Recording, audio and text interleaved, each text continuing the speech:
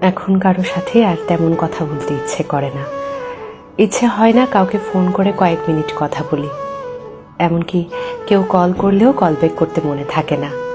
মেসেজের রিপ্লাই করতেও ইচ্ছে করে না।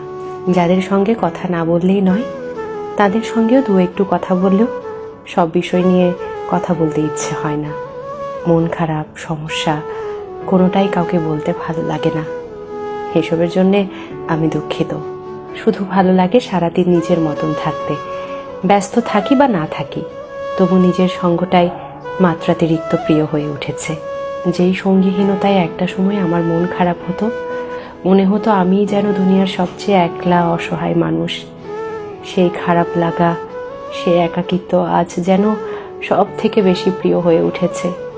এখন অমুক বন্ধু খোঁজ না নিলেও আর খারাপ লাগে না। কেউ ভুল বুঝলেও নিজেকে আর প্রমাণ করতে ভালো লাগে না। যারা আমার উপর অভিমান রাখেন কিংবা ভুল বোঝেন, আমি দুঃখিত। আমি নিজের ইচ্ছের বিরুদ্ধে কারো সাথে কথা বা সম্পর্ক কোনোটাই আপাতত রাখতে পারছি না।